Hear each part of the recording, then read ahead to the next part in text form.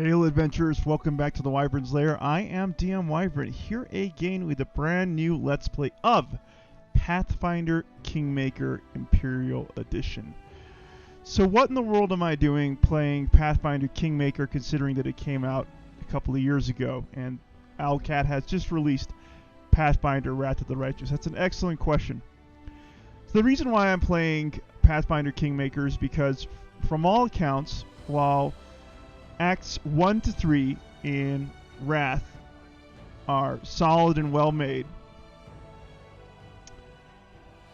I've heard that there are extensive bugs with most of the Mythic class progression paths. So I would rather go through an end-to-end experience in Wrath where much of those bugs have been worked out.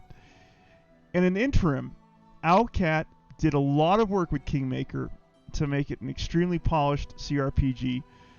They've added several features since it came out, including some DLC that I certainly missed when I was playing it offline. And in general, I do like to complete games that essentially feature all their DLC, so I can experience the complete experience, if you will, of the game. So that having, been established, I'm really excited to check out Pathfinder Kingmaker on this channel, and I certainly hope that any of you who decide to show up will enjoy the journey with me. So let's go ahead and start a new game.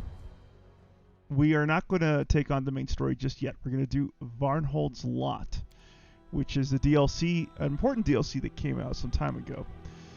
So let me go ahead and read this for you.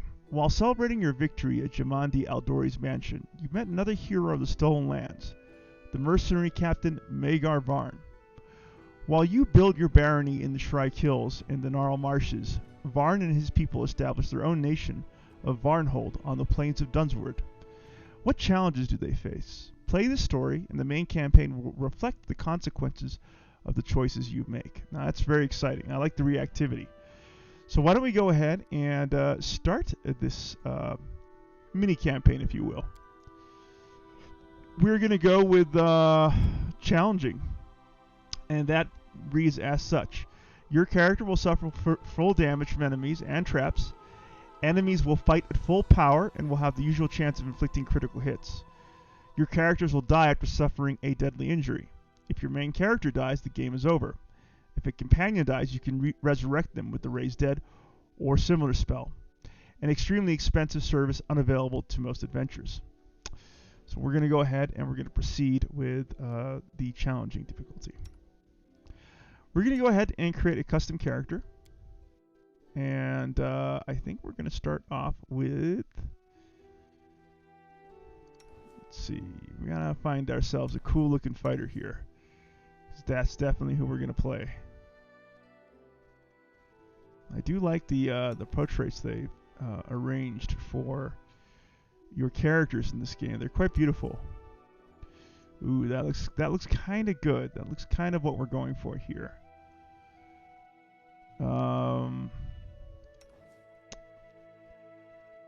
Yeah, let's go with this dude. Why not? This looks like a good portrait to choose. So we'll go ahead and select him. And let's see. We got...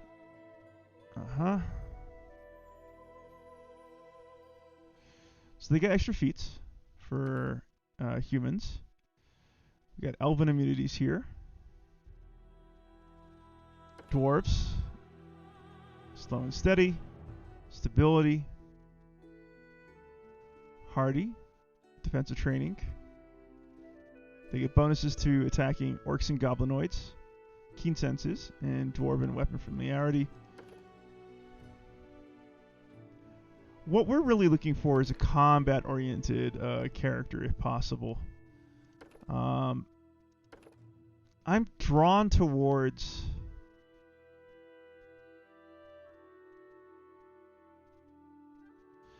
We're not going to be making too many persuasion checks. You know what? Maybe we'll do that. Maybe we'll go ahead... let's see if I can change out the portrait really quickly. We'll just choose that orc. I don't know about that orc. Doesn't look too intimidating, does he? Or we could choose a tiefling, for that matter. We could. But we want the con. We definitely want the con. We'll choose this guy. I mean, obviously kind of roguish looking, but whatever. Race, yeah, we're going to go with half-orc here. I was thinking of, like, as far as, like, races to go, I was thinking of tiefling. Oh, do we not get to choose tiefling heritage? Oh, there we go. Once we choose a class, so just choose any class here. Yep, barbarian. And then we go over to heritage. This is where it gets interesting. They get a secondary bite attack that deals 1d6 damage. And they get bonuses to mobility and nature, which is interesting. I wonder if they can trigger sneak attack on the bite attack. That would be interesting. If that's true. Let's see. Do we have anything that's kind of like really, really warrior? Super warrior? Not really. Not really. I think we're just going to... The quill pot spawn is interesting. Just for the additional attack. I'm really tempted. I am really tempted about that secondary bite attack.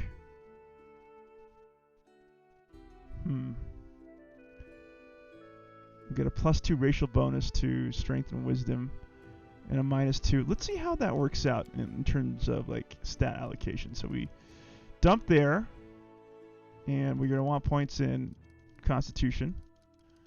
Like, what can we do here? I'm curious. Take down wisdom. Take down int. Pump up con, and Dex gets there. That is kind of interesting.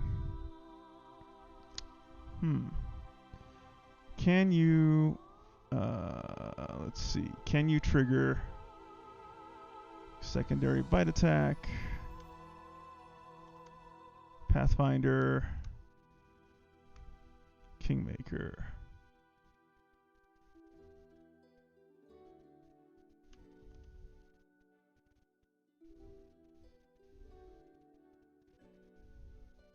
Really curious about it. We got some information here about what this does. Let's take a read, shall we?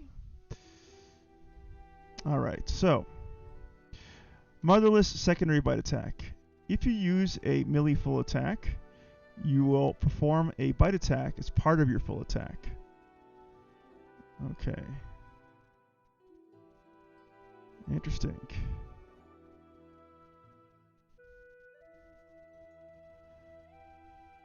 Interesting.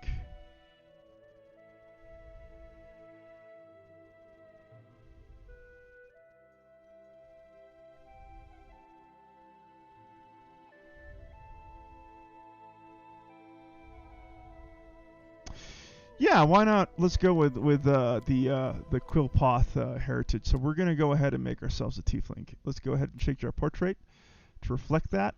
We're gonna choose a badass tiefling like that. My goodness, you look like Strad von Zarovich. That's what you look like. That's a really cool tiefling portrait as well. Tieflings get the best portraits in this game, it seems. Yeah, we'll go with you. And we'll keep... Whoa. First of all, let's go ahead and read our class. So we're a tiefling. Simultaneously more and less than mortal, tieflings are the offspring of humans and fiends. With otherworldly blood and traits to match, tieflings are often shunned and despised out of reactionary fear. Most tieflings never know their fiendish sire, as the coupling that produced their curse occurred generations earlier. The taint is long-lasting and persistent, often manifesting at birth or sometimes later in life, as a powerful though often unwanted boon. Despite their fiendish appearance and their netherworld origins, tieflings have a human capacity of choosing their fate, and while many embrace their dark heritage and side with fiendish powers, others reject their darker predilections. Though the power of their blood calls nearly every tiefling to fury, destruction, and wrath, even the spawn of a succubus can become a saint, and the grandchild of a pit fiend an unsuspecting hero. That is kind of cool. So let's go ahead and we have to do our appearance right here. Okay. All right. Let's take a look. We're gonna make it big and strong. Slim. That looks good. Not too exaggerated. Can we go a little closer in on your face? We cannot really zoom in. Let's give you. That looks, yeah, that looks demonic, doesn't it? Oh, I like that. That looks good. And we can choose the horn color too, huh? Right, okay. And we can choose the skin tone. Will be nice and blood red. And we can also work on the hairstyle too. Let's get something good going here. Kind of limited, right? Let's see. Any other horns you got there? Ooh, I like that. I do like that. That looks cool. Great. And I don't think they get beards, do they? They do not get beards. All right. Next, we go to class. And we are not going to be a barbarian. I find them kind of lackluster. We're going to be a fighter, actually. Fighters excel at combat, defeating their enemies and controlling the flow of battle, and surviving such sorties themselves. While their specific weapons and methods grant them a wide variety of tactics, few can match fighters for sheer battle prowess. We're going to go with two-handed fighter. Some fighters focus their efforts on finding the biggest, heaviest, and most imposing weapon they can find, and training to manage and harness the weight of their massive weapons for maximum impact. These fighting school benefits only apply when using two-handed weapons. All right. So this is what we're going to choose. We're going to go with a two-handed fighter. We're going to get a bonus combat feat and fighter proficiencies. All right. And we're going to get base attack bonus of +1. We're going to go next. This looks good. We're going to keep our stat allocation as such. And we can invest in points. Hey, Morn, how are you, man? Morn says, yo, what up in the Chizat? Hey, Morn. We're going to go with Persuade. Oh, I only get 1 point? Oh, because I'm dumb as rocks. That's right. Okay. So I only get one skill point on level up, which is fine. I mean, we're here to wreck things, not really talk to people. All right. We get a weapon focus. Let's see. Let's take a look at all the fancy stuff we can pick. How are you, Morn? How you doing, buddy?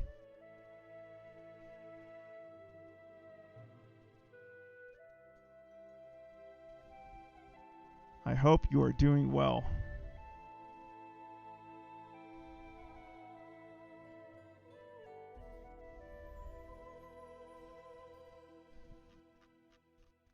Morn says, didn't expect this. What's up? Yeah, I was saying earlier when I launched the stream that I'm having a lot of issues with Pathfinder Wrath of the Righteous. There's still a lot of patches, I think, to go before it's in a state where I'd feel comfortable playing it. Pathfinder Kingmaker has been out for a while. They have done a really good job about patching this game and getting it into a really nice playable state. So I think this is where I'm going to temporarily find myself in the meantime, while I'm waiting for Pathfinder Wrath of the Righteous to get sorted out. So yeah, this is where I'm going to be for a little while. And plus, I do like playing games where they've had time to like get out most of the DLC for it. So this game is essentially a complete game at this point. There will be no further DLC, and that's kind of exciting for me. So, yeah, we're gonna go with that. We're gonna go with this game for the time being. I wouldn't mind for Pathfinder Wrath of the Righteous to get through most of its patch cycle and DLC before I return back to it. I'm not in the rush to like join the crowd. That's never been my style. Ooh, interesting. That is really good. Break Cleave is awesome. Power Attack is also pretty good. So we're going to take Power Attack. Yep. And choose voice. All I see is blackness. Forwards! No. So many thoughts. I'll carve my name onto your flesh. Let's hear you. I lead. You follow. Gotta choose a voice here. Let's shake a leg. Get it off me. All I see is blackness. Spell's not working like We're that. gonna choose aggressive. I think that sounds a little bit more like I imagine my character to look like. He's kind of dumb. He's kind of a bruiser. So that's who we're gonna choose, and we're gonna choose Rova. It's in Rovagug, I guess, the god of evil. And we're definitely gonna choose neutral evil.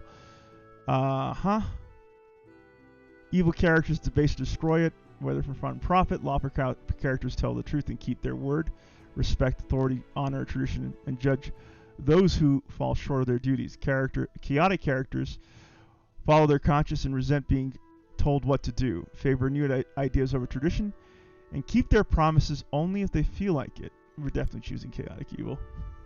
So that's going to be our character class. For our name, we're going to put in DM Wyvern. And that looks like our character. None shall escape. That looks good. That does look good. So this is our setup here. We're going to get an extra bite attack, which is nice. We have coup de grace, treat affliction, fighting defensively, power attack, fighter proficiencies, demoralize, blur.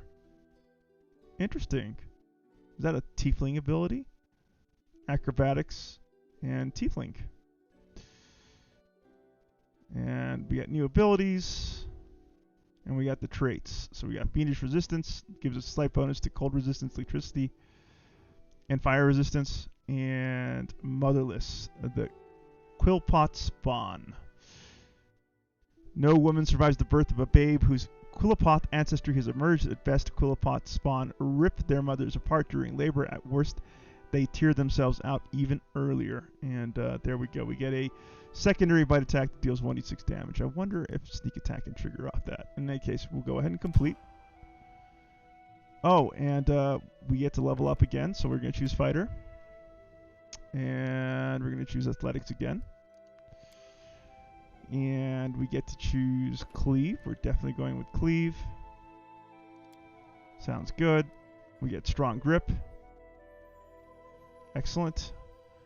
Which gives us a +1 bonus to CMB and CMD on sunder attempts and on the disarm attempts. And these bonuses increase by +1 every 4 levels beyond second, but that's not going to be very useful for us. We're not going to go much past level 3. We're going to invest another point in athletics. And ooh, what's cleaving finish?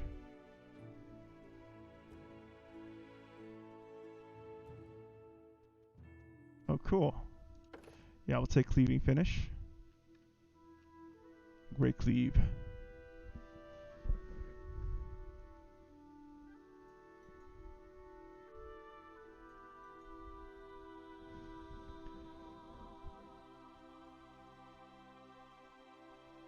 Yeah, we'll take our cleave, actually. I like that.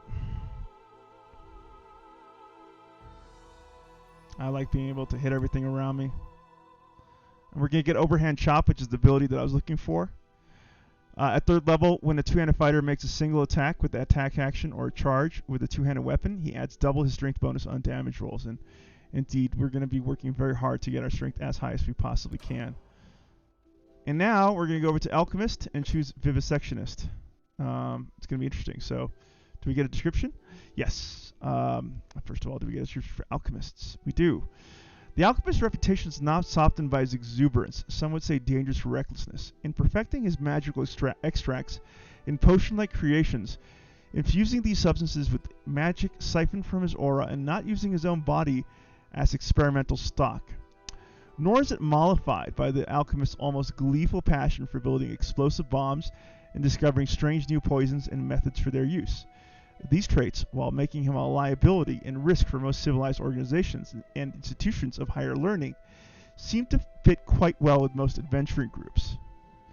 And for vivisectionist, it reads, a vivisectionist studies bodies to better understand their function. Unlike a chirurgeon, a vivisectionist's goals are not related to healing, but rather to experimentation and knowledge that most people would consider evil. So we're going to choose the vivisectionist, and we're going to get a mutagen, which gives us a nice bonus to a selected ability score for 10 minutes per alchemist level, which is huge. We also get sneak attack, which is wonderful.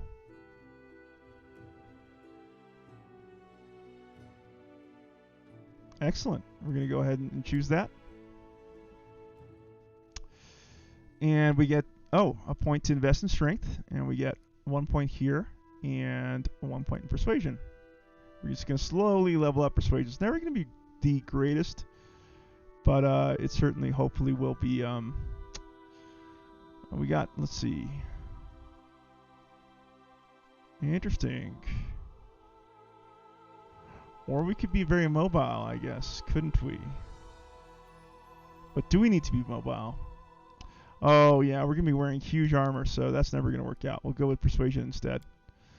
All right, there we go. We get mutagen constitution, mutagen strength, dexterity, and alchemist proficiencies plus sneak attack. We'll go ahead and complete that and throw in one more level in vivisectionist here. Off we go. Right.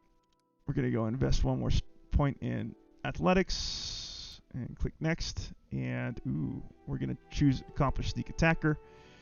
Your sneak attack damage increases by 1d6. Your number of sneak attack dice cannot exceed half your character level rounded up. So we'll go ahead and choose that.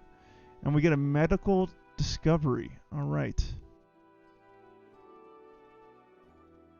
Okay, we're not going to choose the cognatogen, which basically improves our one of our mental stats, like let's say intelligence or wisdom, at the expense of a physical stat.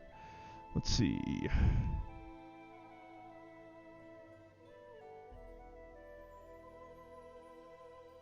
Interesting. Feral mutagen. Hey, Ragnarok. He says, la-di-da, what do we have here? What we have here is a stopgap between now and when we launch a total Farm Brothers Ragnarok. I actually was planning to go to the gym, but when I finished work around 5 o'clock, I took stock and I felt like shit. So I decided, instead of forcing myself over to the gym today, I'm just going to take it easy. Start up a Let's Play of a game that I've been meaning to feature on my channel for some time, and then hop over around 7 o'clock my time to get into some Troy Total War with you. So I'm really excited for that. And right now I'm just kind of scratching my head trying to figure out what I'm doing with this Let's Play. Let's see. Right. Hold on one second. I got Feral Mutagen. I'm trying to figure out if I can get more than one bite attack. Feral Mutagen, Quillpoth, or whatever that thing is. My Feral. Let's see. Feral Mutagen and Quillpoth.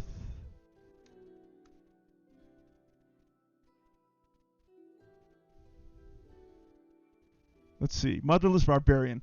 Does the bite attack you get from being a motherless tiefling stack with bite attack you get from Barbarian Rage Power? Oh, interesting.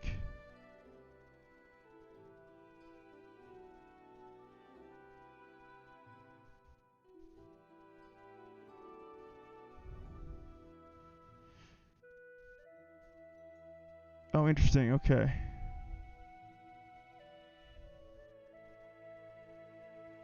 So I could get another bite attack if I so wanted.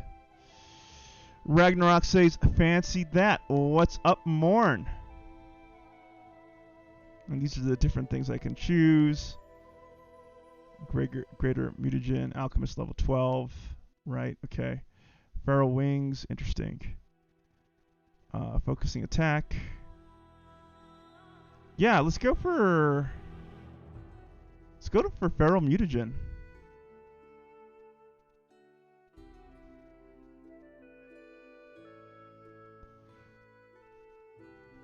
Actually, I'm kind of concerned about losing my two-handed sword if I choose this. Feral Mutagen. Do I lose use of my weapons if I take Feral Mutagen?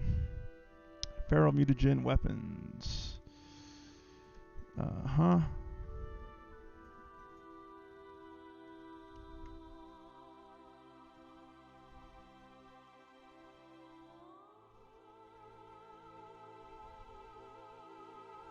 Right, there we go. All I thank God for the repository of knowledge that is Google.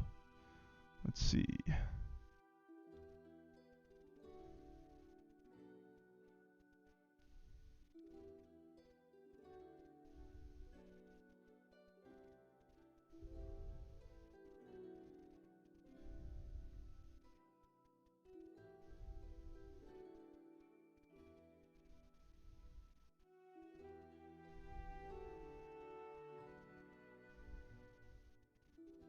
Interesting.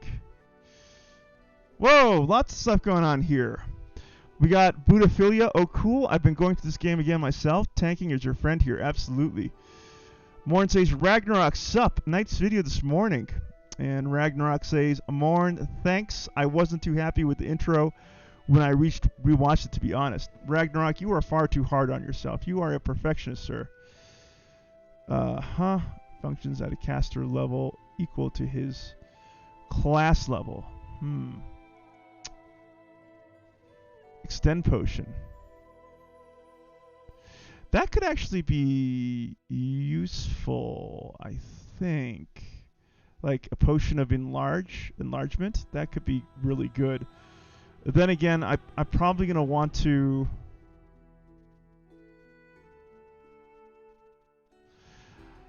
I'm probably going to... let's see.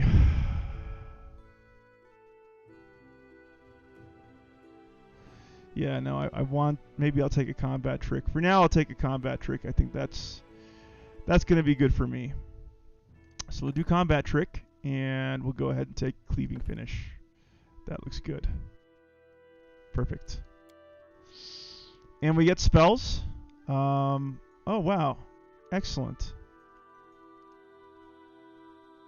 Oh, we got a big problem. My intelligence is a terrible problem. So I'll choose enlarged person. I get one spell. Interesting. Let's see, what can I choose? I can choose shield, actually. I think that's a better spell for me. And maybe expeditious retreat at some point. So we'll choose shield. That'll give me some extra AC. And we'll go ahead and complete that. And off we go. The adventure begins. And yeah, dude, I'm excited for 7 o'clock. I'm sorry, I mean, I just didn't realize I'd feel like crap. Alright, here we go. Varnhold's Lot. There are some stories that resemble the last fleeting beam of sunlight as the sun sets in the fog. It gleams and disappears, leaving perhaps a bright trace in someone's memory. One such story is of a town called Varnhold.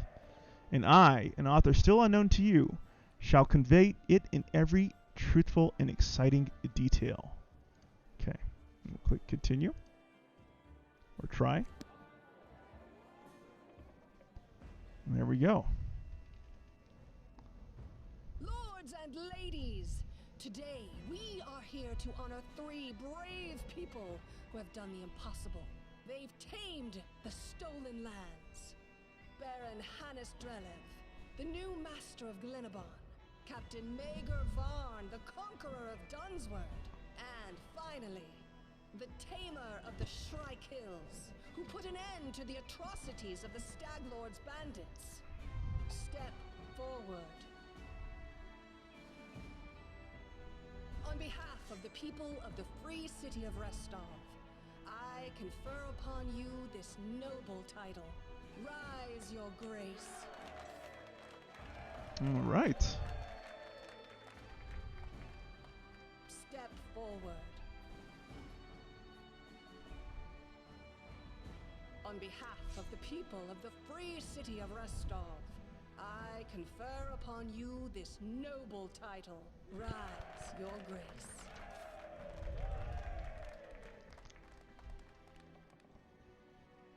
This is a coronation of some sort. Thank you, Lady Aldori, distinguished guests. It is a great honor for me. It is with the greatest joy that I announce the founding of my barony in Dunsward. It shall be called Varnhold. But I must say that this happy event is not mine to claim alone. The stolen lands would never have yielded to me if it weren't for the valor of my friends and companions. Now I would like to introduce my right hand, a hero without whose help I wouldn't be standing here now. Please, step forward.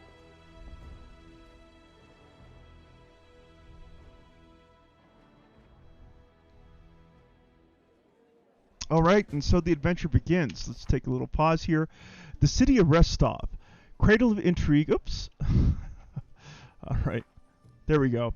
The city of Restov, a cradle of intrigue and wellspring of greatness, welcomes the daring conquerors of the stolen lands. Magar Varn and his loyal companions among them. What awaits them within these walls? Okay.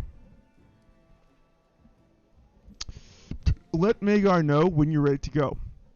During the celebration, Baron Vaughn's companions can spend their time talking to the guests at the reception and trying to grasp the intricacies of the local politics.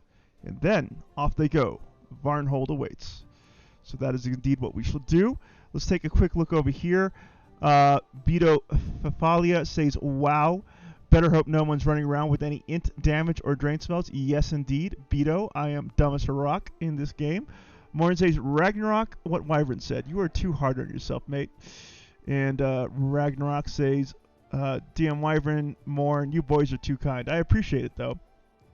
Ragnarok says, a lot of people have been playing this Pathfinder game, eh? How are you enjoying it so far, DM Wyvern? So, that's an excellent question, Ragnarok. This is actually not the Pathfinder game everyone's playing. Everyone's playing Pathfinder Wrath of the Righteous, which just came out this month. My issue with Wrath of the Righteous, it's fun, it's incredible, it's very ambitious, it's also very, very buggy. As in, game-breaking bugs are still prevalent in the latter chapters of that game. I myself have been running into issues with bugs. It's kind of annoying. I would like Owlcat to bake Wrath of the Righteous a little longer. I also am willing to wait for all the DLC to come out for it, so when I do end up playing it, it will be like a complete experience. I'm playing Kingmaker, which is the first game that came out. It's gone through an extensive patch cycle. It's very stable, and all the DLC have come out for it, so it's a complete experience. Kind of like what we're doing with Troy Total War Saga, right? So that game has been fully developed right now. The Mythos DLC is sort of like the pinnacle of it. Ragnarok says, looks like the same thing to me. Yeah, obviously it's, it's part of the Pathfinder, IP, same developers. They want that continuity. So, of course, it will look very similar. Let's go ahead and start talking to the guests here, starting with Joseph Selimus. Today we raise our cups to Varnhold. I only look forward to the day that we raise them once more to celebrate an independent Rostland. All right, and we'll talk to Jamandi Aldori.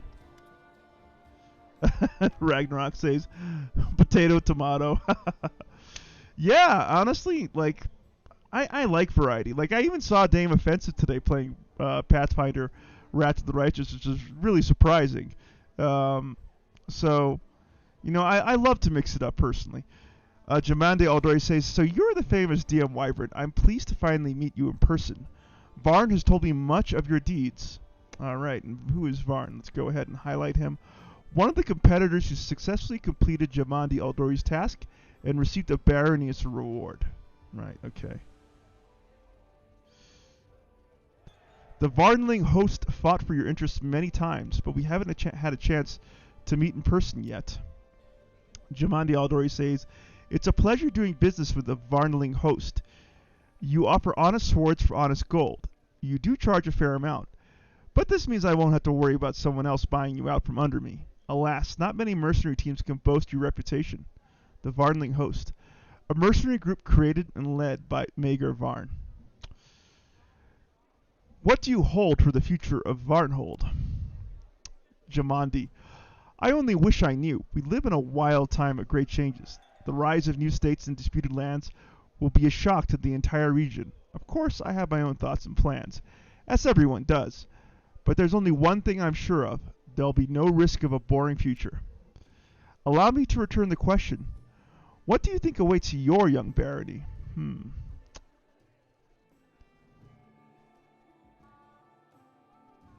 New victories and new glory. Just as your commander might put it, well, I sincerely hope your optimism pays off, says Jamandi. Alright, let's go. I wish you luck. Let's go and see if we got our alignment choices selected. Let's see. Right. Pause. Class-specific outfits for the party. Turn-based combat. Language. Controls. Dialogue choices. I kind of don't want to even, like... Is it under game? Let's see. Right. Improved. Show alignment. That's what I'm looking for. Alright, never mind. I can't find it. I couldn't bother to spend the rest of my time looking for it. Let's talk to Castle Aldori. It's high time that Varn and his people were rewarded for their many feats. I'm glad the moment has finally come. Agreed. Alright, so we've spoken to everyone here. Oops a days! Okay, and I cannot rotate the camera. The camera's locked. Unlike in Pathfinder Wrath of the Righteous, it's kind of stuck here. Okay, we got two guests. Canis Drelev, let's talk to him. Rootless upstarts. Screw you. More guests. We can forget about them. If they don't have a name, they're probably not worth speaking to. Let's go around the table here, shall we? Oh, we have Keston Garris here. Let's talk to him. Well, Tartartio. Hick. Well, scum. How did we... maybe I had one too many. Let's talk to Lindsay. My friends went ahead, but I stayed to chat with the heroes of the Varnling host. Who would have imagined that you would accomplish so many feats? I hope someone makes a song about you too, says Lindsay. She's a big character in the actual main campaign. Here we have Chandra Murphy. Let's talk to her. From mercenaries to barons, well, there are some noble families with even humbler beginnings. And Natalia Sortova. Natalia Sortova gives you a cool but mildly curious look as if you were a peculiar animal at a zoo. DM Wyvern, right hand of Margaret Varn, hero of the legendary Varnling host. They say your card is only matched by your ingenuity. Is this true? Sartova. House Sartova, the current ruling family of Barovi, is also the oldest Brevik noble family and the most influential. Their original holdings are the environs of Port Ice in northern Isia on the shores of Lake Mists and Vales. The Sartovas are known as careful and cunning diplomats. Before Karol the Conqueror invaded, the Sartovas were known as pirates and raiders, and the family still has many connections with the pirates and brigands of the region, many of whom are distant relations of the Sartova clan. Their family motto is, "Ours is the right." I like that family motto. Let's see. People say many things. I prefer actions to words. Natalia Sartova says, I see you are cautious, a commendable quality for people of your line of work. Your commander is certainly courageous, but doesn't think clearly about certain matters. He's bluntly refused to take envoys with him, as if he thinks his young barony can survive without allies. Do you think there are reasonable people in this new Baron circle who understands how important diplomacy is for the state? Do you mean spies and traitors? I'm sorry to disappoint you, but there's no one like that amongst us. Natalia Sartova. I can see you are a perfect match for your leader, while I can only pray that Varnhold thrives in isolation from the outside world. But in any case, for now, this is just empty rhetoric. Your young state must first prove that it is worthy of diplomacy. I suspect we shall revisit this conversation in a year or two, if by that time the name of Varnhold can still be found in the maps. Ooh. What do you think of today's reception? I suppose Lady Aldori and Lord Mayor Selimus are very happy with this affair they've managed to plot behind my back, along with their new toy baronies. Honestly, I should remind them who rules Barovi and call an immediate end to this entire farce. Do you know why I haven't? Because it would have been a terribly obvious and crude response to Restov's maneuverings. On the battlefield, you wouldn't seek to do the very thing that your adversary expects and has been preparing for, would you? But I assure you, sooner or later we will make our move, just not today. Restov is one of the two largest cities in the fertile region of Rostland in southern Barovi, Lord Mayor Isofa Selamus leads the city, which is a trade and cultural center that borders the River Kingdoms, the Shrike River, and the Stolen Lands. As the birthplace of the Aldori dueling style, the city boasts several Aldori and Taldan dueling schools, which has led to the city being a favorite place for young nobles to practice dueling championships. Most prominent among them is the Aldori Academy, widely regarded as the region's finest war college. What are your thoughts on the future of Varnhold? Natala, you are addressing the ruler of Barovia. I don't guess anyone's future. I determine it. But as for Varnhold, truth be told, I'm still thinking about what to do with you. We'll see how you deal with the lands you've received. I have to go. Have a safe journey. I wish your barony happiness and prosperity. Somehow, I doubt she actually really wishes that to us. Let's go down and listen in. So I'm walking into this conversation. We got Magar talking to someone here. Say whatever you want, but I will not tolerate. And Cephal says, Magar, can you even hear yourself? What utter rubbish. Magar says, no, you need to listen to me. You are single-handedly destroying everything we worked so hard for these many years, says Cephal. Magar says, don't even start. This is... Cephal, no, and no. You have no idea. Alright, okay, that's it. That's the conversation. Let's talk to Geffel first. As the guests linger and entertain themselves, one hero of the occasion stands aside. Magar Varn, the leader of Varnling Host, your direct commander, and henceforth the undisputed Baron of Varnhold. He's busying himself with one of his favorite pastimes. He's trying very hard not to yell, but he's ferociously arguing about something with the party's co-founder, a wizard named Cephal Laurentis, Varn's oldest companion, and his most uncompromising opponent. Cephal, Magar Varn's close friend and bitter rival, an experienced wizard and the co-founder of the famous Varnling Host mercenary group. But All right. Varn, my dear friend, would you please be so kind as to explain what devil take you've been doing? I've financed this venture with my own personal funds, not to mention all the effort and time I've invested. And pray tell, what was it all for? For you to assemble the fruits of our labors and pitch the whole lot down the privy? Fruits? I've been busy guarding these fruits from Brevoy's incessant fruit moths. But I'm a baron now. We finally have our own land. For the first time in our lives, we're independent. No one can tell us what to do. And you want to destroy everything we've achieved by inviting spies into our house? Of course! Why not? Please, do come in, eavesdrop, sniff around, take whatever you please. Cephal is generous. He said make yourself at home. Oh, Asmodeus, please give me the patience to withstand this nonsense, or take my soul already. Varn, what are you saying? What is this independence you speak of? We depend on Restov for literally everything, from the inflow of settlers to the food to feed them. I like Jamandi no more than you do, but it will take us years to free ourselves from her influence. Right now we must bow to our patron, brag about a title we received from her very hands. Listening to you is disgusting. Did we claw away our own piece of land, only to keep toiling away for all those... Ah, friend! You're right on time. Come, be our arbiter. Uh-oh, someone's asking for my opinion. What are you arguing about? The issue is the fact that Jamandi Aldori has generously offered to Magar the use of her envoy. And who is Jamandi Aldori?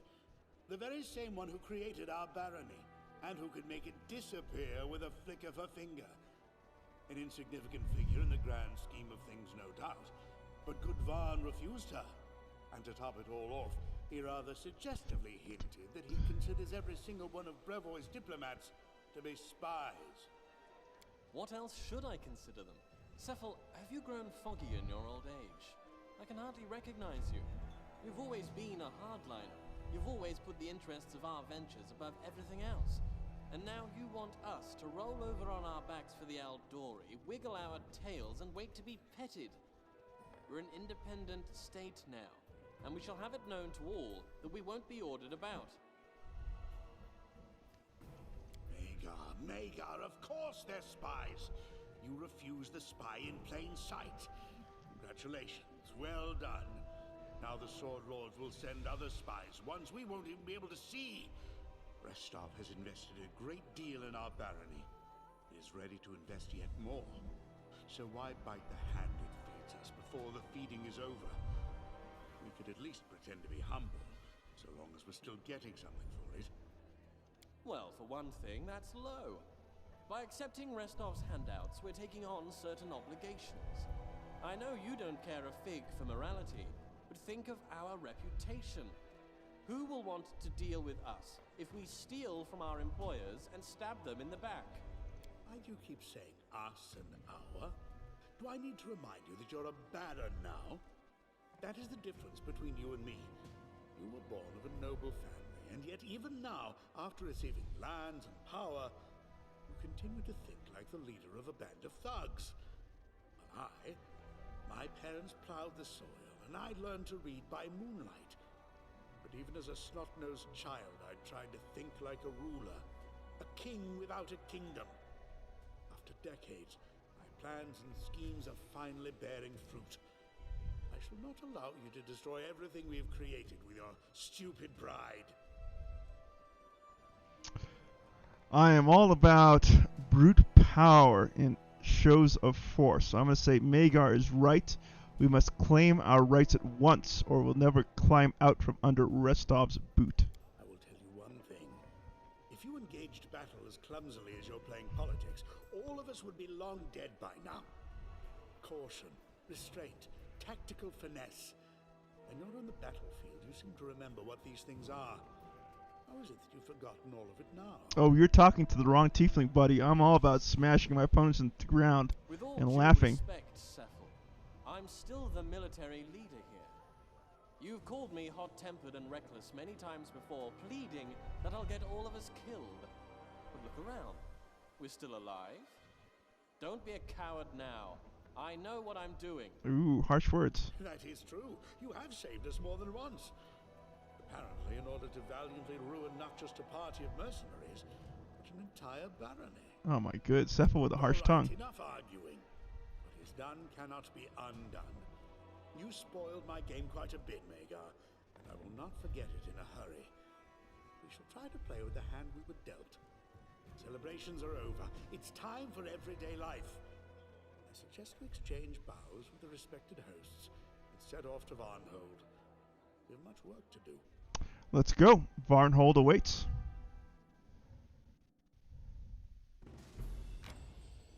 And off we go. If we had a Brevin envoy with us, they'd be spying out the road to Varnhold for Jamandi.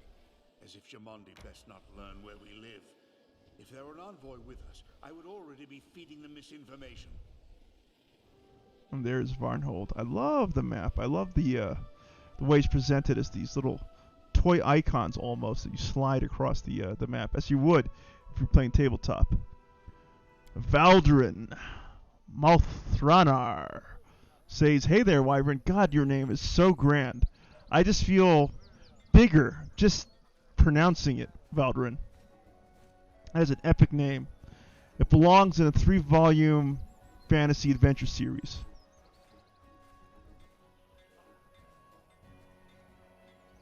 Hail, fighters. Hail, your grace. Varnling host, my eagles. I promised for many years that I would lead you to victory, and now I have. Hurrah! You are a mercenary party no more. You are my personal guard, the best of the best. We'll never fight for others' gold again. From now on, we fight for what's ours. Hip hip hooray! Glory to Baron Vaughn! Good to see you here, Valdrin. It's been a minute. Good to see you back on the channel. The soldiers fall out and only Kurgidi Esbach remains, looming as gloomy as ever despite the universal jubilation. The Sullen Dwarf is quartermaster and chaplain of the Varnling host, famous for her skill in dampening the commander's enthusiasm. Kredjdi. Kedgerdy? I don't know how to pronounce that. Welcome back, Your Grace. Did you have fun at the celebration? Have enough to eat? Good. Then let's get back to work before you squander the whole barony. Magar. You should have gone with us. Who would have liked it? Kredjdi. I hate Restov. Besides, while you were at the ball, another bandit gang slithered into town. And who would have taken care of it if I weren't here, huh? Anyway, the festivities are over. You're a baron now. Get to baroning. Magar. If you say so, to baroning. Here's my first order. I shall appoint you, Kredjdi, as treasurer. You, Cephal, will be my reagent, and you, DM Wyvern, my general. Any questions? No? Then get to work. Magar Varn. Well, General, here's your first order. Talk to Kredjdi and pick 3 of our lads as your brothers in arms. I can't spare more than 3 for now. Someone has to guard the capital. Take the best, whoever will follow you to hell and back. When you've gathered them together, come find me at the fort. There's something I need you to do. And we get 25,000 gold coins. And yeah, this is exciting. So how you been, Valdrin? I haven't seen you in a great long while. I'm surprised to see you drop by. All right, so here we are. Bidding farewell to Restov, Baron Magar Varn set off to Varnhold, now its rightful sovereign. During the celebration, Baron Varn's companion could spend their time... Okay, we've completed that, so we're here in Ripples on the Water. The news from Dunswood worry Magar Varn. Trouble is brewing there, and the Baron and his people had best sorted out. But what does this news mean? Is it just ordinary trouble, or a sign of something bigger, a greater threat, yet hidden from our eyes? So we have to choose a party for the adventure. Something is troubling Baron Vaughn. He's asked his general to choose 3 members of the party to take on a certain venture. Quartermaster Kredjdi will be happy to assist. All right. Let's take a look at what we got. Oh, wow. We do not have anything. What is this? Bag of holding? Okay. We got a torch. Can I toggle off the backpack? It would be great if I could. Show backpack. There we go. That looks a lot better. Yeah, I wonder why they have... What's up with the backpack? Oh, it actually shows, like, what is literally in our backpack. So we have a hammer. We have a great sword, which we should be using. I'm sorry, great axe. That is should be our default. Info, it's just a normal great axe. Wonderful. Let's go ahead and save our game. There we go. And that's a peasant. There's Nash, who looks drunk. More peasants, lots of peasants. We got a bunch of people here too. And there's Kredjdi. Let's go talk around to some people, shall we? Role-playing games are all about smelling the roses, if you will. Let's talk to Gnash. Ignish, an old man in a threadbare robe, squints at you, fiddling with his matted beard. What do you seek, soldier? Oh, I'm sorry. General, of course. So what'll it be? Spells? Magic? Secrets? Old Ignish can do anything, knows everything. I have wands and potions. I can tell you your fortune. It won't cost you much. You detect the sour stench of stale alcohol as the old man mumbles. Who are you? With a visible effort, the old man focuses his eyes on you. Me? Ignash, the sorcerer. I worked for years, in rain and snow, ne'er a beer and ne'er any dough. Then one sad day, I got myself wasted, and suddenly the gift of magic I tasted. Now I wander with fortunes to tell and spells to sell. All right, 5 gold coins. Tell me my fortune. The old man hides away the money, takes out a handful of bizarre dice with different numbers of sides, and squiggly marks instead of numbers. He shakes the dice in his wrinkled, trembling hands, casts them, and studies the results for a long time, moving his lips in silence and quietly counting on his fingers. Imperial loves awaits you. Happiness is passing close by. Be careful not to miss it. Oh my goodness. Show me your wares. Here, look. Everything is real. Plenty of magic, but no tricks. Alright, so we got lots and lots of scrolls, some potions, and some wands. Excellent. Valdrin says, I've been doing pretty good. Been busy working on an RPG system, campaign setting, and playing some Kingmaker myself. Oh, very cool, man. that is very, very cool. Can you give us a little taste of the RPG system that you've been working on? Is it based around a fantasy backdrop? Is it science fiction? Is it set in present day? And what's motivated you to try and take a crack at an entire RPG system? That is a deep, deep undertaking, if I may say so. We got Terra here. Let's talk to Terra. Oh, I cannot talk to Terra. I can't talk to any of those guys. I can talk to Kerji, though. Kerji, whatever her name is. Kerji Eisbach, formerly quartermaster and chaplain of the Varling host, now treasurer of Varnhold, greets you with a curt nod. Over all the years we've spent in a party with this no-nonsense dwarf, she's only smiled 3 or 4 times, and never when she was sober. So you finished celebrating, had your fun. Then let's get to business. My gut tells me they aren't going to let us live peacefully in this land. Alright. I want to take someone from the team on a raid. I need to take someone from the team on a raid. Yep. I would recommend Gekor the Bruiser and Tahara. It's a waste to win such a strong priest and fighter who can tear enemies to pieces with his bare hands is stuck patrolling the streets. And Tahara, that insolent mug, I'm afraid to keep her cooped up in Varnhold. What if she starts thinking too fondly of the good times when she was a pirate? No, I'd rather make my own choice. Really? Right, our people are no good sitting in a fortress getting fat. Oh, I see. I can create an entirely new mercenary. Do I want to do that? Back. Yes, we'll just go and take the stock. I've changed my mind. I'll take Gekor, Tahara, and the Bruiser with me. That sounds good. Krejde says, that's a deal.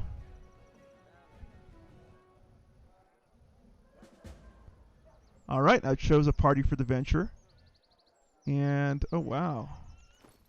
We got a lot of stuff here. So, okay, we got Tahara, who is level 5 freebooter. We got Bruiser, who's level 5 Scaled Fist. Okay, let me read this out, actually, so we get a sense of who these people are. Freebooter. A freebooter is a natural leader, a pirate who works well with a variety of people and in a variety of roles. Her specialized combat tactics help organize and direct a crew, and freebooter talents are in high demand. Most freebooters work as independent agents. A freebooter signs on with a crew when she feels the urge to travel, and often moves to a new ship when her contract ends. That is Tahara for you. We got the Scaled Fist, steeped in traditions that trace their origins to the warrior monks who trained under the tutelage of draconic masters. Scaled Fist eschew passive introspection in favor of unshakable confidence. Scaled Fist learned to combine brutal intimidation with the brazen ferocity of an ancient worm to devastate their foes. I like that. And we got Gekor here. He's a Herald Caller. Unlike Crusaders or Paladins who charge headlong into battle in the name of their patron deities, Herald Callers are adept at calling powerful outsiders to aid their brethren in battle. Oh, that's interesting. We got Cepho Laurentis here, the wizard. While universalist wizards might study to prepare themselves for any manner of danger, specialist wizards research schools of magic that make them exceptionally skilled within a specific focus. Yet no matter their speciality, all wizards are masters of the impossible and can aid their allies in overcoming any danger. And finally we got Maegor Varn, who is a rogue. Rogues excel at moving about unseen and catching foes unaware, and tend to avoid head-to-head combat. Their varied skills and abilities allow them to be highly versatile, with great variations in expertise existing between different rogues. Most, however, excel in overcoming hindrances of all types, from unlocking doors and disarming traps to outwitting magical hazards and conning dull-witted opponents. So let's see. Maegor Varn gets a short sword +1, set of leather +1. You got a wand of burning arc and a +1 quarterstaff. You have masterwork longbow, ring of protection +1, identifying glasses, amulet of natural armor, and studded leather. Great. You have wand of mage armor. You have belt of incredible dexterity, a ring of protection, and a cloak of resistance. You have belt of giant strength and a breastplate. All right. Valdurin Malthranar says it is a high fantasy setting with a little bit of technology mixed in.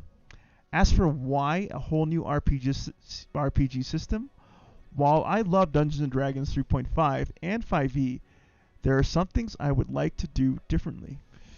Well, Valdrin, if you are able to be successful with your RPG system, you could also be dealing with becoming very, very rich very, very quickly. And I do hope you all the success as you put together this new system. And man, I'd love to have a preview of it. Crejade says, so how are we doing? The barony in ruins yet? I need some equipment. Show me what you have. Crejade says, take your pick, just don't imagine that the general gets whatever he wants for free. Order is order. Alright, let's take a look at what we got here. I definitely want full plate +1. Yeah, I really could not care about my... arcane spell failure chance. 35%. Ooh, that's not good. Let's see. 10, 5, studded leather, padded leather. Wow. So this guy needs to be... I understand now. I understand. Alright. Okay. We have someone frontlining for me, right? Let me just make sure that I got this correct. Who is frontlining? Inventory. AC 19. AC 21. Wow, AC 21 for this guy. That's incredible. Flat-footed. Touch. And Magor's actually pretty good too. All right, okay. Yeah, I need some equipment. Show me what you have. Right, take your pick. Yeah, maybe we can risk getting this padded armor because I'm gonna be trying to fight as much as possible from the back line. We'll see. I mean, this could be a really bad idea, but let's give it a shot, shall we? We'll also get, let's see, what do we have here in the way of weapon choices? Ooh, wow, Vengeance of the Meek. It's a sling staff. That's a very expensive weapon. Type, price in ascending order. Let's see, from least to most expensive. Frost Scythe, the Crimson Counselor, it's quarterstaff. Shock sword, short sword. Finesse wielding. Huh, they don't really have a unique greatsword, which is, I mean, great axe. So we'll just get the regular great axe. Great. And we will get a, what can we get here? Braces of armor +3.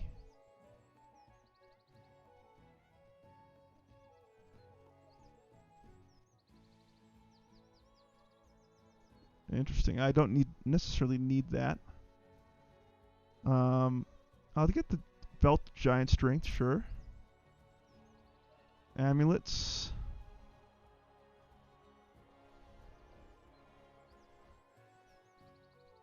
Cloak of resistance, that looks good.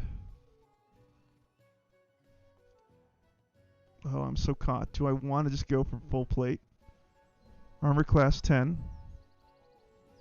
35% chance of spell failure. How much is armor class here? 2? You know what? No. We're going to go with full plate because I'm not really a caster. I am not really a caster. Yeah, we'll go with that. That sounds good. Anything else that I'd want?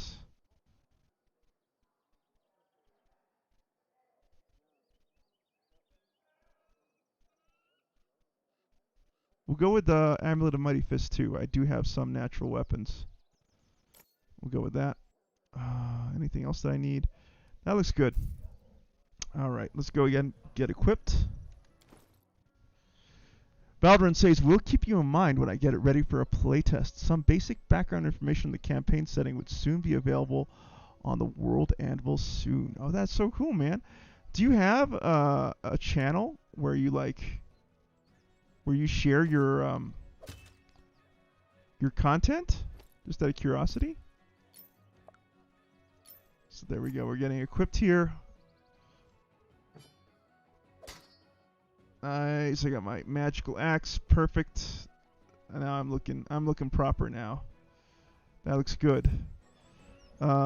Next thing that I want to take a look at is what spells does this guy have? This is what he has. He's got enlarge. That's good. That's what I want on my my main character there. He's got lots of magic missiles. Level 1, level 2. He's got summon monster, summon burning arc. Level 3. Okay, we do want to buy some scrolls for Cephal Laurentis. Yeah, let's go ahead and do that. You're going to be there to buff up my dudes. Yeah, let's talk to Ignish. Show me your wares. Yep. Okay, we're going to want Scroll of Haste, level 3. Let's see. We're going to want to buy one of those. Oh, gosh, no, just one. Yep, one of those. Scroll of Haste. And we're also going to want to buy... Where is it? Where is it? Where is it? Where is it? Oh, you sneak. Okay, fine. We're going to buy... I want Bear's Endurance, damn it. I want these buffs. Give me those buffs. Scroll of Fox's Cunning. Enhanced Intelligence. Not quite what we're looking for. Not Mage Armor. Right, okay. Scroll of Rage. Scroll of Slow. Yeah, unfortunately they don't have the spells that I was looking for. Which is like... Yeah, the sneaks. Okay. Alright. Yeah, we'll go ahead and... Oops, did I complete the deal? Show me your wares. Sorry. One haste. We'll go ahead and deal. And we'll drop this off with, what's his face? Copy the spellbook. And let's go into spellbook. Okay, you have mage armor there. Good.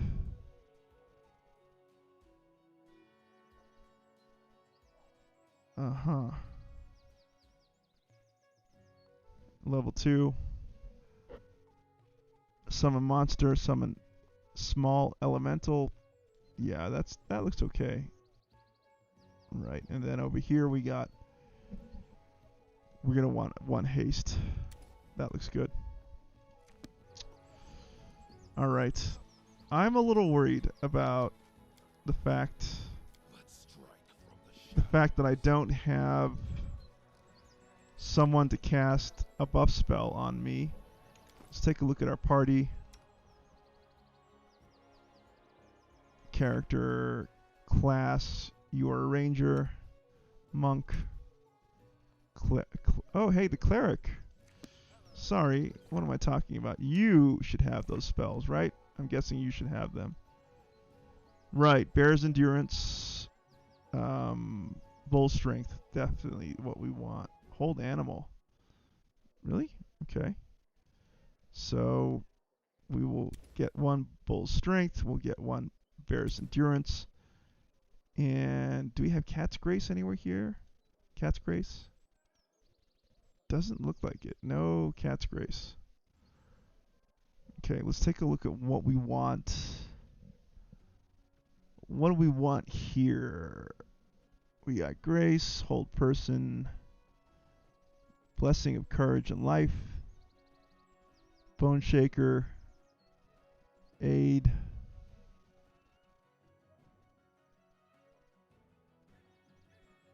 Yeah, we'll take it. We'll get Aid out here. Why not? That sounds good.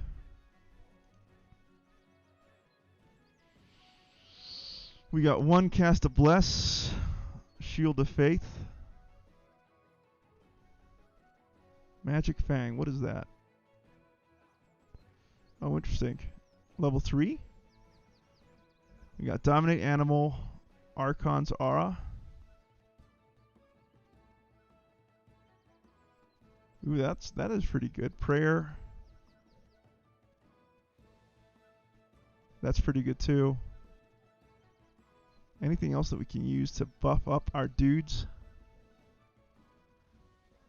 Let's see. Delay Poison Communal. Let's see. Resist energy communal.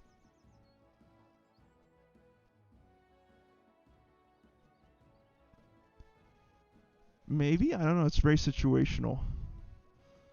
That spell.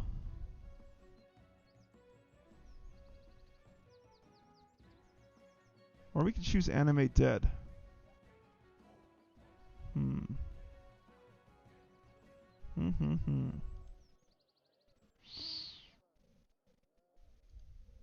I think we're going to choose Animate Dead, just for the funsies. And that's it. That's all our spells. Valderin says, not really yet, but working on figuring out the best way to go about it. Do you have a channel here on YouTube? Do have a channel here on YouTube, but have not really used it for anything yet. All right. No worries, man. No worries. All in good time. Let's talk to Kurji here. All right. We're good. What do we do now that we recruited our party? Let's go into our journal. All right. So we chose the party for the venture. Something's troubling Baron. And he's asked the general to choose 3 members of the party to take on a certain venture. Quartermaster Kurji will be happy to assist. We've done that. It's time to visit the stockade to talk to Varn and find out why he ordered a party assembled. Okay, let's go. Let's go and do that. Let's take a look at my character too. My AC is 21. Excellent. All right. Where is the stockade? Let's give it a look. Into the tavern. Ignesh. Kurji. Where is the stockade? Maybe this way.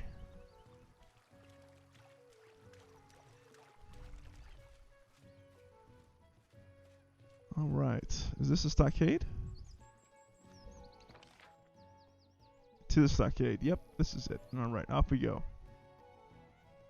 There is Sephal Laurentis and Magar Varn. Let's talk to Sephal first. Hello, hello. Come in, sit. I'm a little busy right now, but I can make some time for you. You're not bothering me over nothing, are you?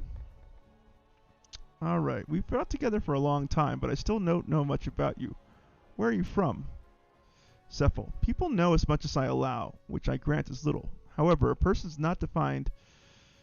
defined not by their past, but by their actions, the way they behave when faced with danger and temptation, how they hold up under pressure, and how they spend their leisure. After our many years together, you know me better than most. As for my homeland, it is of no importance. They do not miss me, and I have no longing to return.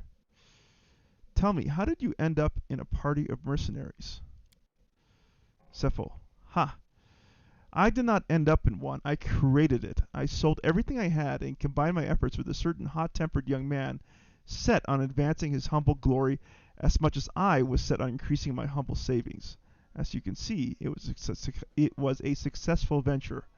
However, I still often ask myself if it was the best decision of my life or the greatest error. You and Magar constantly argue about everything. How do you manage to bring the Varnling host to victory despite the discord? Sephal. By a miracle, no less. Varn is a natural tactician, able to turn defeat into victory with a single maneuver. But strategy, long-term planning, politics, the words are meaningless to him. How many times has he won a war only to lose the peace? How many times has everything we paid for in blood somehow ended up in someone else's vault? Anyway, do not pretend you are a passive bystander to our arguments. Whatever we discuss, you always have an opinion, do you not? Let's see. Making decisions is you and Magar's responsibility. I only carry things out. It is your right to say how you wish to be seen, but I know things are not so simple. What do you think about the barony's prospects? Sephal. I am none too hopeful, at least not until Varn gets his head straight and starts learning to see things like a politician, not a brawler.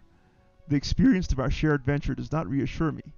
Need I remind you how we hunted the noose, that infamous witch? Right. There we go. The best part was when we slaughtered the witch's henchmen and used their heads to frighten her. Sephiel says, I admit it ended well, considering how foolish the initial plan was. You will recall that I insisted we wait for the support from Galton scouts before we attack the witch. But Varn offered to use himself as bait and put on a bit of theater. The party's betrayal, his surrender to the enemy. Sephiel shakes his head in disapproval. If you remember, he called you out for the carnage, never stopping to consider that his insane plan was the cause. Galton. That's a lot to read through. We're going to leave that alone for now. Sephiel says, using a party leader as bait, risking havoc in case of his death. It was completely insane. And that sums up Varn. He's capable of great insights and bright ideas, but he risks too much and has no sense of consequence. I cannot vouch for the fate of Varnhold if he does not rein himself in. I have to go. Sephiel. Yes, you and I are both busy people now. What a joke. To be advisors to a baron who is doing everything in his power to destroy his own state. Alright, let's talk to good old Magar here. Magar Varn stands half-turned to you. There is tension in his pose, though he only stares into the distance. Without warning, he begins to speak. TM Wyvern, you're right on time. We need to discuss the incident in Dunsword, and about 1,000 other things that have come crashing down on us along with the Baronhood. What do I need to know about the incident in Dunsword? There is a place, says Magar Varn, in my dominions called the City of Hollow Eyes. Until recently, it was considered quite a peaceful and harmless place despite its name. But something strange is going on there. Our scouts report that centaurs have attacked the locals, and a gang of cutthroats is wandering in the area. It's a good bet that the centaurs and the bandits were uprooted by something else, something dangerous, or perhaps they're drawn to the place by something precious. The City of Hollow Eyes has been revealed. Great. One day I will certainly become a decent baron. I'll sit on the throne, sip wine, and grow fat. But before that wonderful day comes, I hope to add a few more pages to the adventures of the Varnling host. So if you're ready, General, say the word. I'm ready to stretch my legs. Alright, I need some more time to prepare. If you say so, report back when you're ready, says Magar Varn. How are you coping with everything crashing down on you along with the title? Magar Varn says, just think of it. I am now a baron. That's right, your grace. Magar smiles through his gloom. I thought, after so many years of leading the party, more responsibility wouldn't be a problem. And I was right. I'm not afraid of responsibility. But I'm afraid of how little freedom I have left. Our wild exploits are over, DM Wyvern. Of course I can steal some time to swing my sword around, but we'll never get back to how it was before. Remember that adventure in the Three Valleys, on the border between Rosslyn and Isia, when the New Switch and her rabble were practically ruling the region, and the Sortovas made it a point to do nothing, waiting for the Aldori to make their move. Jamandi did the wise thing then, and sent a team of mercenaries, that's us, instead of our own warriors. But we definitely didn't do a single wise thing. Ha! You remember whose idea it was to use me as bait? Let's see.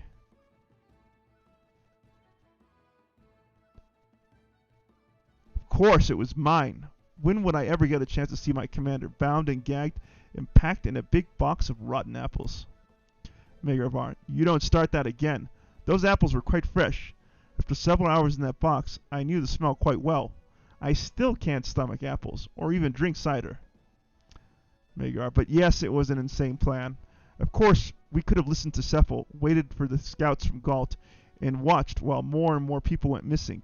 But time was running out, and the Noose was building shrines to demon lords practically out in the open, and doing whatever she pleased. She must have been an elusive enemy. She must have been the most elusive enemy we've ever met, at which, with an incredible talent for conjurations and illusion, and with almost animal cunning, we tracked for over a year and never caught up to her once. Galt, let's do a quick read here. A nation of freethinkers and radicals, renowned for brilliant poets, artists, and philosophers whose ideas shaped the politics of the whole of Avistan. Galt was once a vassal nation of Chilax. After the death of Aradin and the rise of House Thrun in Chilax, the people of Galt decided to throw off their foreign rulers, along with their own nobles who had colluded with them. The executions did not end the bloodshed, and within 5 years the severed heads of the ministers of the first government rolled down the steps of the guillotine. In the 40 years since, over a dozen governments have ruled Galt, rising and falling like the waves of a stormy sea. Magar. But we were right about the plan. To make her drop her guard, we'd have to make her feel like the hunter, not the prey. I was the prey. We figured she'd be well distracted by the commander, betrayed by his own people. And sure enough, you were able to seize the wretch. You know, I never told you, but for a moment there, I wasn't sure I was going to make it. I was all tied up, lying in that stupid box, and then on the altar, all the while wondering whether you'd ever show up. Would you have enough time? But of course, I never expected what happened after that. It wasn't the most pleasant sight, those heads you sliced off. Of course, I can't judge you harshly for your decision, but still, half the people you killed were simple villagers, who only worked for the witch out of fear for their lives and their families. We should have protected them, not slaughtered them. I know the sort of threat we faced, and I understand why you did what you did. But I'll be honest, I still have nightmares about it. Let me ask you a question. How is it that you're not sick to death of arguing with Cephal? You've done it every day for years. Magar Varn. Magar smiles coyly. It's a well thought out strategy. No, I mean it seriously. I've seen firsthand that the best way to rule is when one person makes the decisions and has the responsibility, but lets everyone speak and tries to hear them all. No one is perfect, DM Wyvern, especially mercenary Captain Magar Varn, who somehow became a ruler for no good reason. As long as Cephal is with me, as long as I hear him contradicting me at every tiny step, well, I won't risk convincing myself of my own infallibility. Of course, there's another side to this. Making decisions nowadays means drowning in endless arguments, and government is a competition in finding out who's the biggest idiot. That's why you're so important to me. Magar adds, much more seriously, without you, Cephal and I would end up acting like fools because we wouldn't be able to stop arguing at the right time. Let's see. Spare me this fuss. I don't want to take sides. Magar Varn. Oh well, that's your decision, General. All right. I've I've worn you out. Let's discuss our woes some other time. I have to go. Things to do. So long, my friend. Come back soon, either on business or just to chat over a cup of wine. So before we head out, I just want to very quickly take a look at a couple of things in town, and then we will be off on our grand adventure, I promise. I really do hope I bought the right armor for this character. I will be very, very sad if I ended up buying the incorrect armor for him. Let's take a look at the tavern and see what's inside. I'm curious. What will we find here?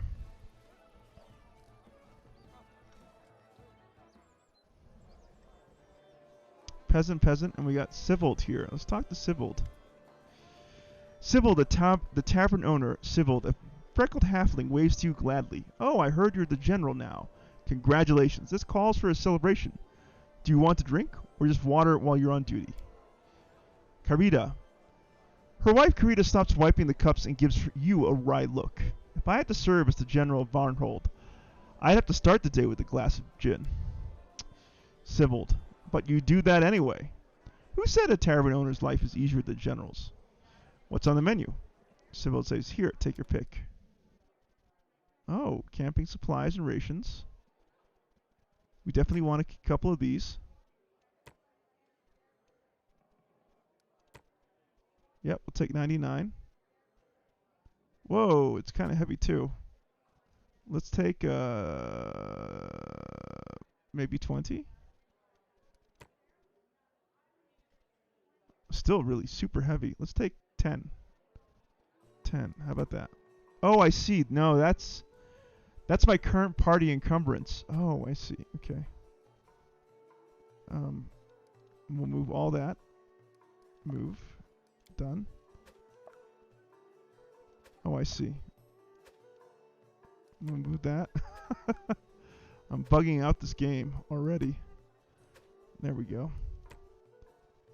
All right. Let's move all that. Yep. Oh, I see. I'm bad at this. I am officially bad at this. Let's move 81. That looks good. Potion of bark skin, edible moss. These are things we can cook, but I think I'm good with just let's see. There we go. I'm good with this. A cooking ingredient. 30. I do not know whether this is a good idea to take these cooking ingredients. Oh, these are recipes. Okay, I get it. Okay, we got chocolate ice cream and grilled silver eel. Oh, interesting. And taffy. Yeah, let's take the grilled silver eel. Let's buy that. Let's put all that back. Yep, there we go. Let's get this. Buy. Buy. And we'll go ahead and buy this too. Why not? And let's get the ingredients. We need butter. Come on. Out you go. Right. And then we got butter and we need herbs. Let's grab some herbs. 5 of those. No, man. Not too many herbs, Ken. Then we get silver eel. 5 of these guys. 2. There we go. And we can get milk.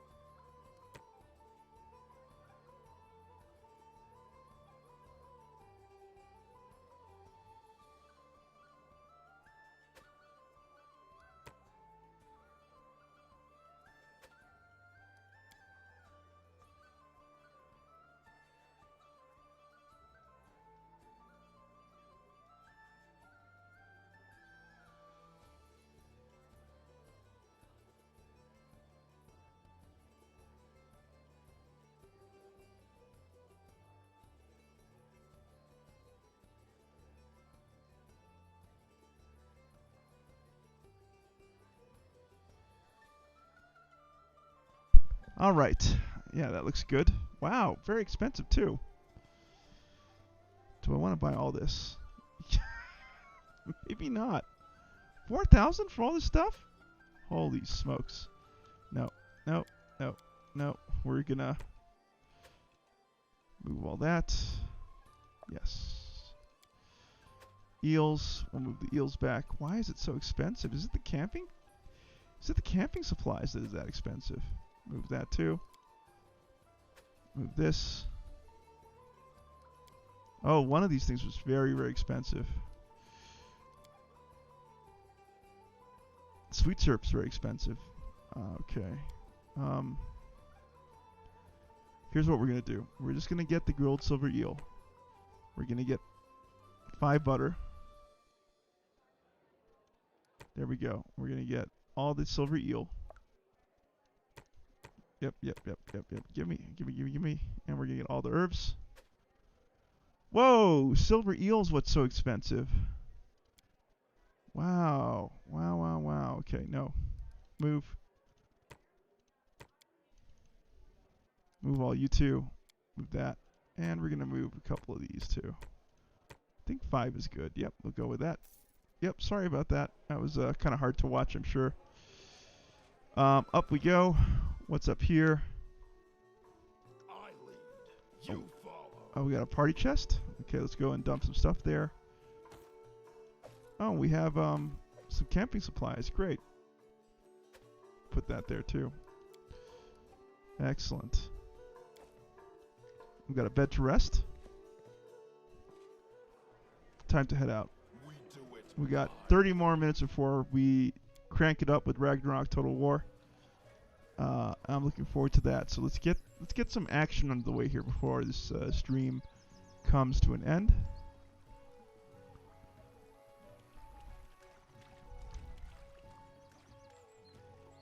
back to the stockades. Let's talk to Wyvern and get underway here. Let's go. Let's stop the power attack there.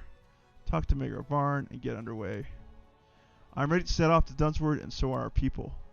Wyvern, are you sure? It's your call. But I'm going to ride you hard, just like in the good old days. There won't be time for daydreaming or replenishing supplies. Let's go. Everyone's ready to get back on the road. Wyvern, I like that attitude. Let's go. And these guys are locked, so let's go ahead and fill out our party.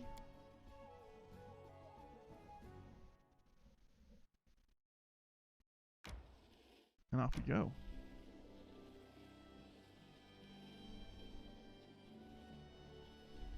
It's time we had a rest. Okay.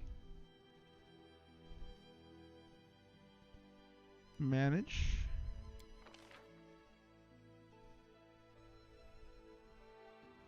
That looks good. Okay, special roles.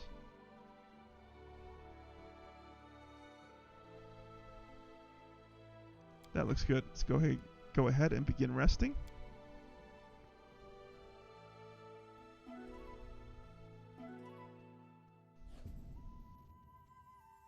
All right. We spoiled the hearty meal. People always invent such creepy names for old ruins. I bet when the Cyclops were alive, they called that place Goat Smell Walk or something of that sort. I highly doubt it. The ancient Cyclopes, after all, had far better taste than you. There were complaints about merchants disappearing in this area, along with their goods. We should look into this. I like that. Valderin says, have you already played the base game story in this game?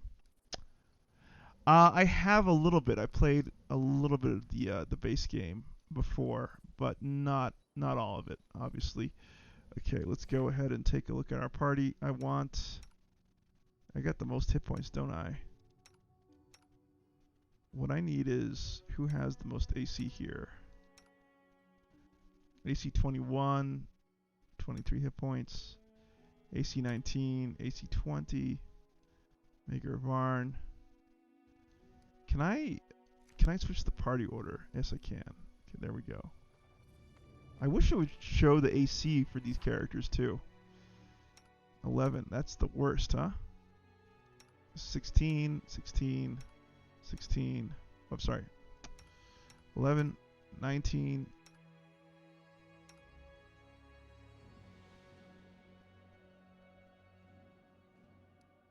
Oh, there we go. Okay. 21, huh? Dex 18. Who has the most con? This thing has the most con, but it's...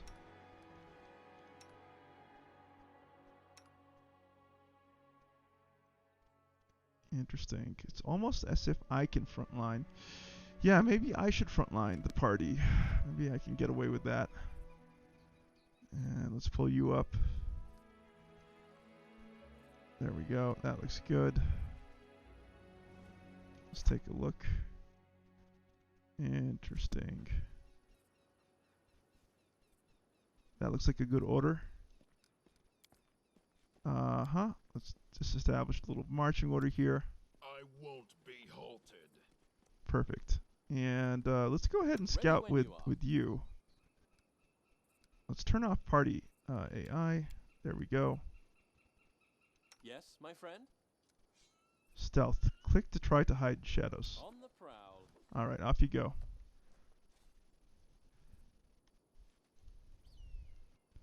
We'll send you up to scout.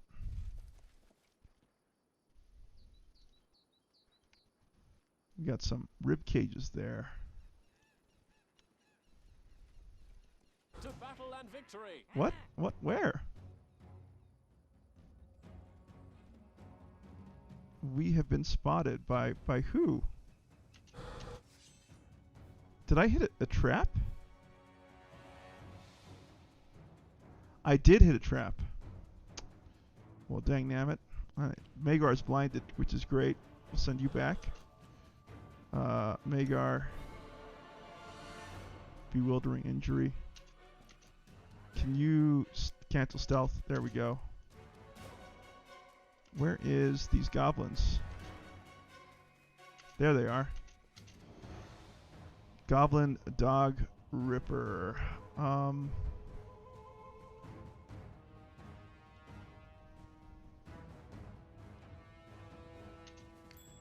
Oh, wow. Big trap there. Okay, let's let these guys come up. Ow. On your knees. Yep. Nice. He's taken care of big time. Alright, we want someone to deal with the trap there. Can you deal with it? Yes, you can. Gekor, what can you do for me? You can summon something, right? Summoning monsters 2, summoning monsters 3. What can I summon here? Monitor lizard, wolves, or dogs? Let's do the monitor lizard. Ow. Oh my goodness. Freaking alchemists? Okay. Alright. No, what I'd like you to do... Cast channeling. For sure. And...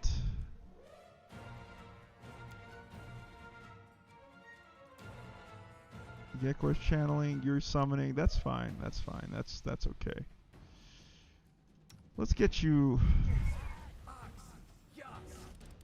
Okay, we got a bit of healing going on. That's good. Let's pull out DM Wyvern here. And... Can you charge? Yep, you can. We'll let you charge. Great. Off you go.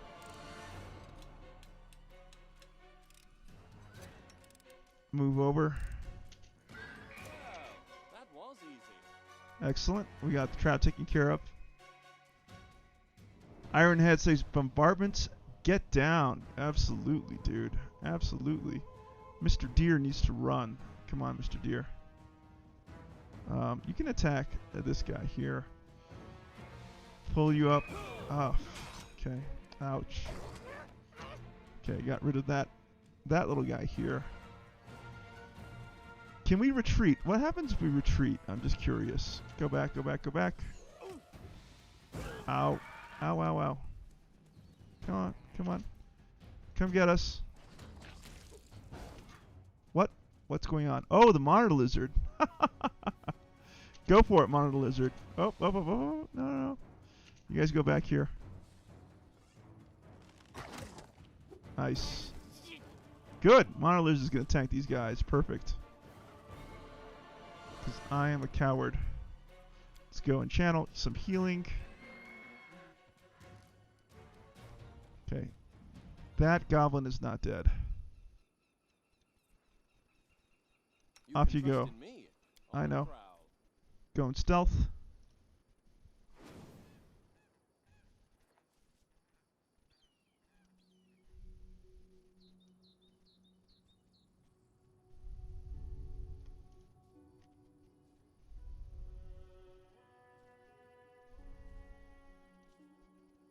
Creep up with Margaret Varn here. See if we can find the remaining goblin. There he is, the goblin alchemist expert. Let's get set up over here. They will never break. Oh no. Uh-oh. Magor got a little too close for comfort. Oh no. This is going to be bad for poor Magor. Everyone's got to go. Everyone's got to go. Ironhead goes laugh out loud. Lizard, my thoughts exactly. Oh no. Oh no. Poor Magor. Magor might need to run for it. Or try to. Go, Magor. Go, go, go, go. Mr. Deer. The elk is also going to get blasted too. Ow. I will not die. Yes, you. Yep, yep, yep. Go, go, go, go, go, go. Oh, they're out of whatchamacallits. They're out of bombs. Alright, let's go, guys.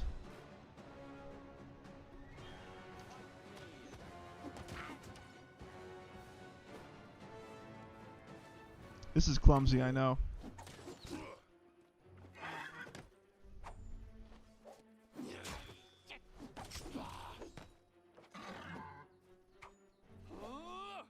Huh.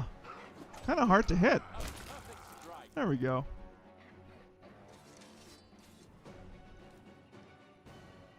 Alright, let's go ahead and search what we found here.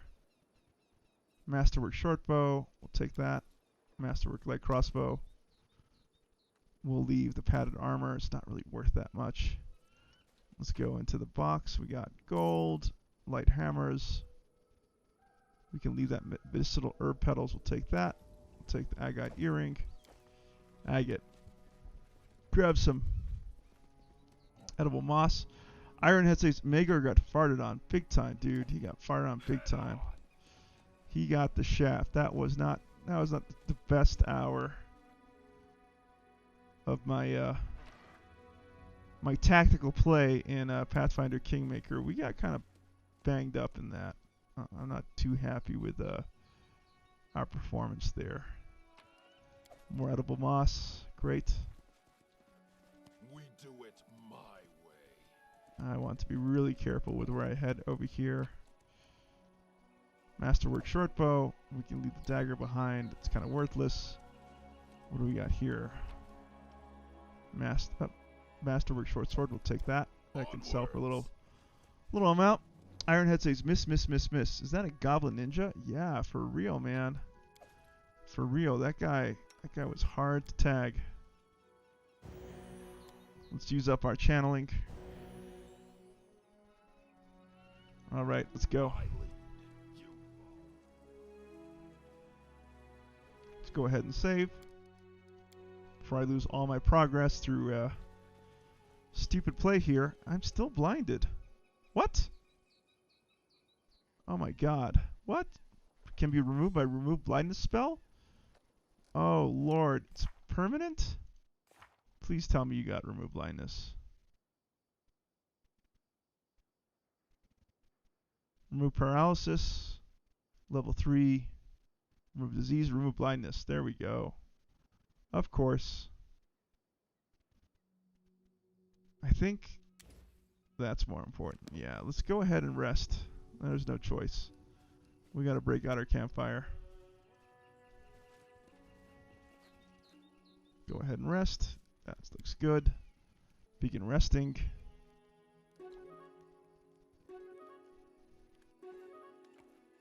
Ironhead says permanent. Yikes. Yeah, for real, man.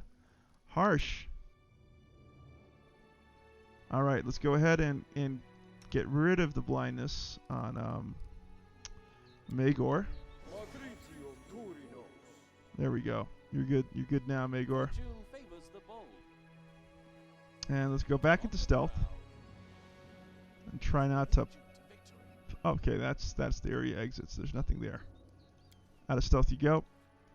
And...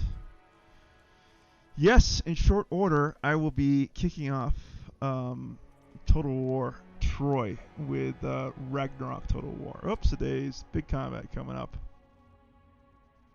Ygritte, chest no good. No need kicking. Chest eats goblins many times. I saw once. If it eats me, you be with no Baron no more. Me open it for you, Baron Ygritte. Me be Baron, chest be mine. No touching Baron's treasure. Okay, we got these little goblins to take care of. Alright, we can do this. So we'll pause. We'll get our buffs out. Bull strength on you.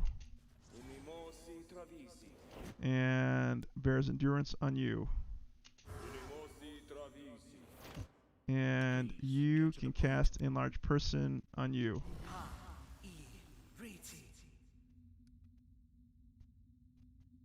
There we go. And shield. What else can you do? We can do bless. Yep, we'll get that out. What's this? Aid. Yep, we'll cast aid.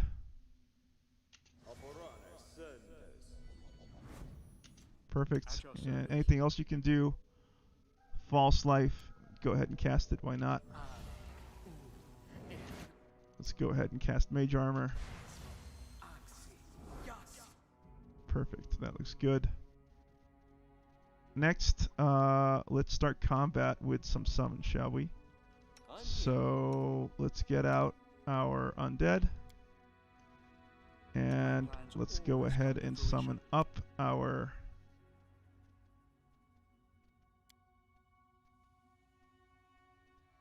monitor lizard. There we go.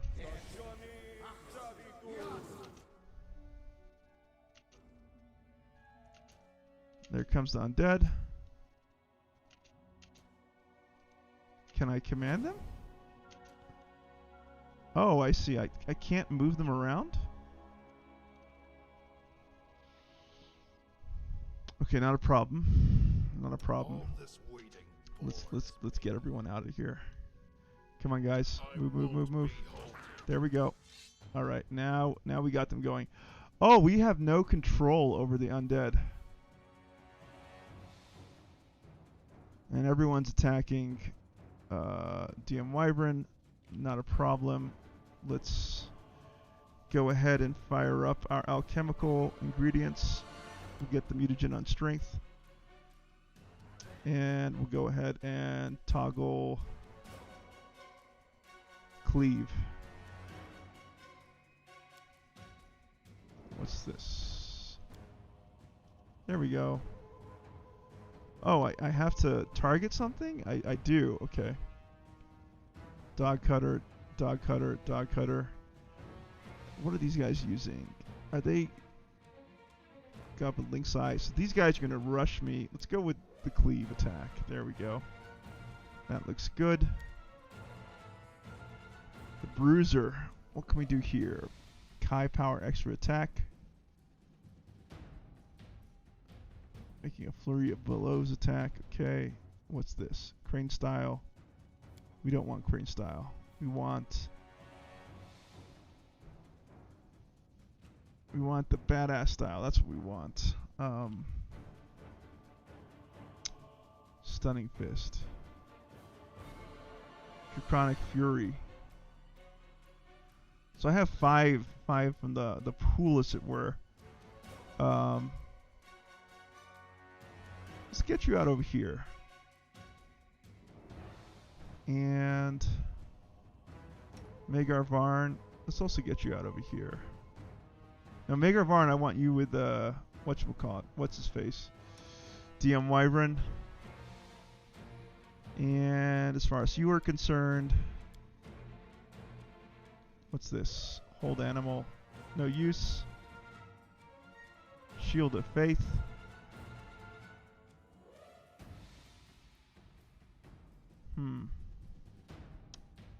Magic Fang. We'll cast Magic Fang on you, why not?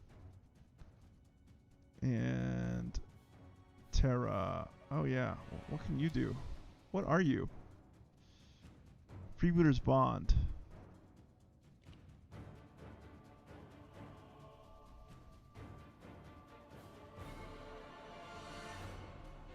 Freebooter's Bane. Let's go ahead and cast Bane on that guy. And Laurentis, what do we want to do with you? That's right, let's cast Haste. There we go.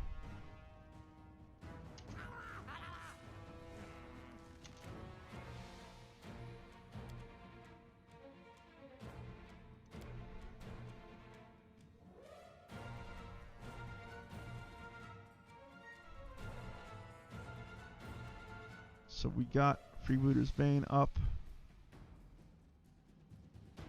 Let's go ahead and charge this dude. Magar Varn. You know what? That's really busy. You're good there. Let's go ahead and charge him too. Terra has done casting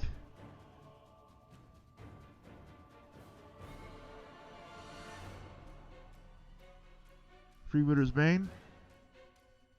Let's scooch up there. Or scooch up here, rather. All right.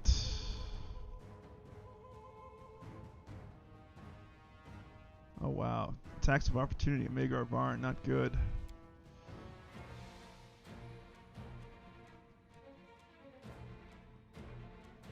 Take a look at my character here.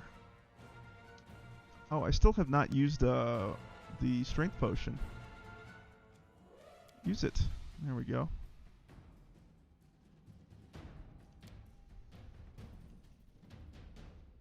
All right.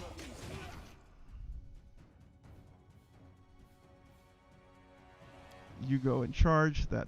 Oh, it can't charge that target. Okay. Charge that target then. Well, actually, no. We're going to try to sneak across. Okay, you casted haste. Make your way over there. Elk person. Go over here. Tahara. Cast Freebooter's Bond.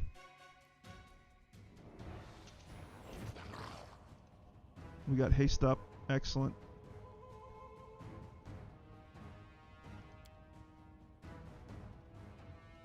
Attack this dude. Got that Kai power going. Great. DM Wyvern's now sitting at 31 strength. Fan-freaking-tastic. Go ahead and give me an attack there. Geffel, move over here. Burning. Yeah, why not? We'll cast it right there. Perfect. Priestman, go this way. We'll switch around our attack here. Charge. Can you charge? You also can charge. Great. Tara can come around that way. Elk can come around that way too.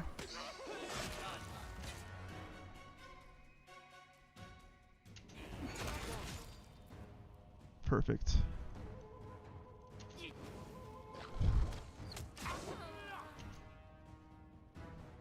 And that's it. There goes your grace. And that's where I'm gonna stop it. Valdoran says there are mods that can allow you to control them, but by default they just follow an AI. And Ironhead says, Valdoran, there are mods for Kingmaker? If yes, then there are mods that introduce a new story or something big like that. Good question. Good question. I wonder, did it come with a construction kit? And we all leveled up too. Fantastic. But this is an excellent place to end the Let's Play. I'm glad that I was able to show you guys a little bit of combat.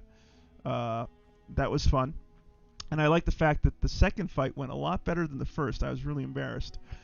But Ironhead, Valdoran, Morn, Ragnarok Total War, thank you for joining me on the start of my Pathfinder Kingmaker playthrough. This will be a complete playthrough. I will be completing this game. It won't be stopped halfway through or quarter way through. So I hope you guys enjoyed what you've seen, and I hope you join me back here at the Wyvern's Lair as myself, DM Wyvern, continues to play Pathfinder Kingmaker. See you guys soon.